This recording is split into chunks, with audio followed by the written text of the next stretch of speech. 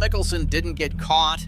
He confessed back in a 2021 interview with author Alan Shipnuck, published February 2022. Mickelson described Saudi Arabia's backers as scary motherfuckers to get involved with. Same breath, he admitted he'd partner with them regardless. He named Khashoggi. He named the human rights record. Then he called the whole thing a once-in-a-lifetime opportunity to reshape how the PGA Tour operates. That's the Saudi part fans still can't square. Not that he was wrong about the tour's pay structure. He had a point there. It's that he stated the horror plainly, then reached past it for the money. What it cost him came fast. KPMG gone, Amstel Light gone, Workday gone. Callaway, his sponsor since 2004, hit pause. Endorsements once worth an estimated $40 million a year evaporated. Then he disappeared from public golf for months. Sit with this. No leak, no ambush. His own words, his own confession. Tell me your honest first reaction below. Was the money worth it? Subscribe if you want the real story, not the recycled one. Let's talk about what really happened in that conversation. To understand why those words detonated the way they did, you have to remember exactly where Phil Mickelson was standing when he said them. May 2021, Kiawah Island. 50 years old, hands on his knees at the 72nd hole while thousands of fans broke through the ropes and swallowed him whole. He had just become the oldest major champion in the history of golf, winning the PGA Championship at an age when most players are negotiating television contracts. 6 majors, 45 PGA Tour wins. The thumbs up, the grin, the guy who signed autographs until the sun went down. Nobody in the sport had converted charm into money more efficiently. His endorsement portfolio, worth an estimated $40 million a year, ran from accounting firms to beer brands to the Callaway clubs he'd carried since 2004. Corporate America didn't just sponsor Phil Mickelson. Corporate America wanted to be Phil Mickelson. 6 months after Kiawah, he sat down for a phone conversation with Alan Shipnuck, a writer working on an unauthorized biography. What Phil said in that November 2021 call stayed private through the winter. Then, on February 17th, 2022, the Fire Pit Collective published the excerpt, and the most popular man in golf became its most radioactive one before lunch. You've heard the quote, "What you may not have registered is its structure because the structure is the scandal." Phil didn't slip. He laid out the moral case against his own partners with the precision of a prosecutor. The Saudis were, in his words, scary to get involved with. They killed Khashoggi, his framing, not a journalist's. Their record on human rights was horrible. People were executed there for being gay. Every single one of those sentences came out of Phil Mickelson's mouth, unprompted, on the record, according to the man holding the recorder. And then came the pivot that ended careers worth of goodwill. Knowing all of that, he'd still consider it because this was a once-in-a-lifetime opportunity to reshape how the PGA Tour operates. He went further. He described the tour's control of player media rights as a kind of greed and admitted he'd brought in attorneys to help draft the new league's operating agreement. This wasn't a man caught on a hot mic. This was an architect explaining the blueprint, morality included, filed under acceptable losses. The golf world needed about a day to choose sides, and the loudest voice belonged to the man who had spent months positioning himself as the tour's defender. Rory McIlroy, 13 years younger, still chasing the 5th major that kept slipping through his fingers. The hungry loyalist to Phil's aging insurgent, called the comments naive, selfish, egotistical, and ignorant. Read that string of adjectives again, because Rory chose them carefully and each one landed on a different bruise. Naive, aimed at a man famous for outthinking everyone in the room. Selfish, aimed at the sport's great people-pleaser. The pairing of these two was almost novelistic. One had everything to prove and chose the institution. The other had nothing left to prove and chose the insurgency. Rory was volunteering for a war Phil had privately decided wasn't worth fighting fair.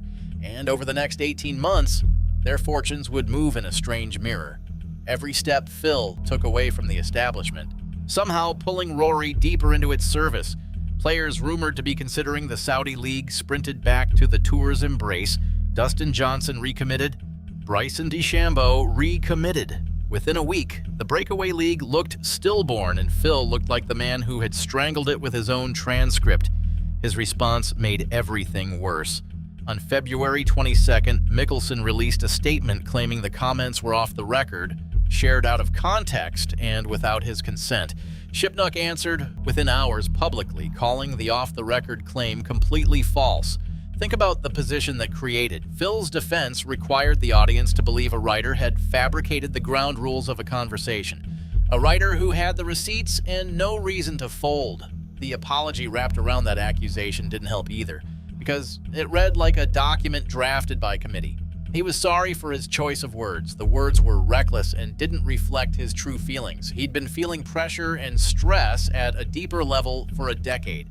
And in the same statement, remarkably, he apologized to Livy Golf's backers, the very people he'd described as terrifying, calling the specific individuals he'd worked with visionaries who passionately love golf. The man was now apologizing in both directions at once, and neither audience was buying. The corporations moved faster than the fans did. KPMG, the firm whose logo had lived on his hat for 14 years, announced the same day as his apology that the partnership was over. Amstel Light followed within hours. Workday let its deal lapse. Then came the one that actually stung, Callaway, his equipment partner of nearly 2 decades, the company most intertwined with his golfing identity, announced it was pausing the relationship and would reevaluate later. In the sponsorship business, a pause is a quarantine. Forbes had estimated his endorsement earnings at roughly $40 million a year, and the machine that generated them was dismantled inside of a week. Not by an investigation, not by a leak, but by an interview he'd given voluntarily about a plan he'd helped design describing partners he'd chosen. The confession had cost exactly what the title of this video says it cost, and then Phil Mickelson did the one thing nobody had ever seen him do. He disappeared. The vanishing act lasted months and broke streaks that had defined his career. April came, and for the first time since 1994, the Masters was played without Phil Mickelson in the field. No green-jacketed past champion at the dinner, no galleries chanting his name down at Amen Corner. May arrived, and he did something even stranger. He declined to defend the PGA Championship title he had made history winning 12 months earlier. Reigning major champions do not skip their own coronations. The most visible player of his generation had gone fully dark, and the silence told its own story about how badly the wound had gone septic. When he finally resurfaced in June 2022, he answered the only question that mattered. He signed with LAV Golf, the Saudi-funded league he'd described in such damning terms, for a contract reported at roughly $200 million, and teed it up at the league's first event at Centurion Club outside London. The math was almost too clean.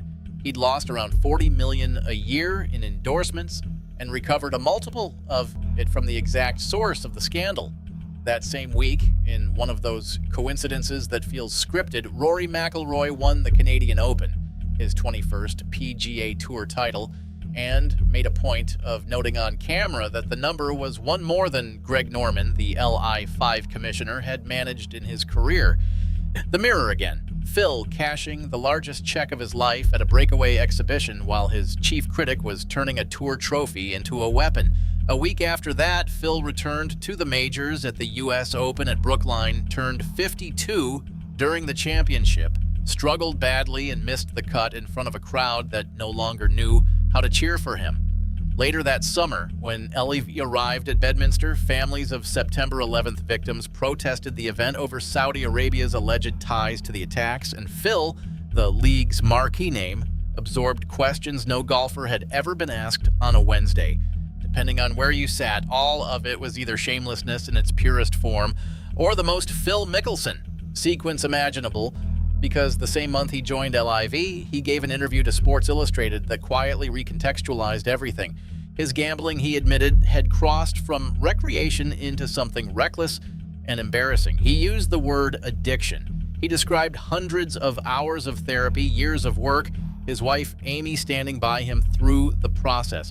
Suddenly, the Saudi decision had a second reading. This was a man wired to chase the enormous payoff while staring directly at the enormous risk. He told us so himself in that November interview when he named every horror and reached past it anyway. 14 months later, the world found out just how deep that wiring ran. In August 2023, excerpts from a memoir by Billy Walters, widely considered the most successful sports bettor in American history, landed like a second detonation. Walters and Mickelson had been gambling partners for roughly 5 years, and Walters came armed with numbers. By his accounting, Phil had wagered more than $1 billion over 3 decades and absorbed losses approaching $100 million. The granular details were staggering: over 1,100 bets of $110,000, more than 850 bets of $220,000, 43 baseball wagers in a single June day in 2011 that ended $143,500 in the red. And then the allegation that crossed from lifestyle into integrity. Walters wrote that during the 2012 Ryder Cup at Medina, Phil called him from the grounds and asked him to place $400,000 on the American team. Walters says he refused on the spot, invoking Pete Rose, and never learned whether Phil placed the bet elsewhere. Mickelson denied it flatly that same day, insisting he never bet on the Ryder Cup and would never undermine the integrity of the game, while openly acknowledging the addiction he'd already confessed to. Believe whichever man you want. What's beyond dispute is the portrait. The confession that cost him $40 million wasn't an aberration in Phil Mickelson's character. It was his character operating exactly as designed on a bigger table than usual. Which brings us to June 6th, 2023, and the punchline history wrote for him. On live television, with almost no warning, the PGA Tour announced a framework agreement to partner with Saudi Arabia's public investment fund, the same money Phil had been burned alive for touching. The players who'd stayed loyal learned about it the way fans did.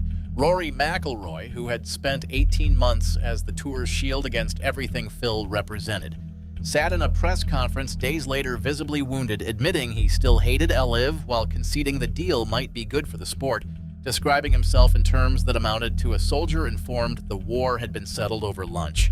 A sacrificial lamb in his own framing. Phil's public reaction was a single, cheerful line about it being an awesome day, and honestly, what else did he need to say? The institution that had held him up as the cautionary tale had walked to the same table, reached for the same money, and made the same calculation he described in November 2021, minus the part where anyone said the quiet part out loud.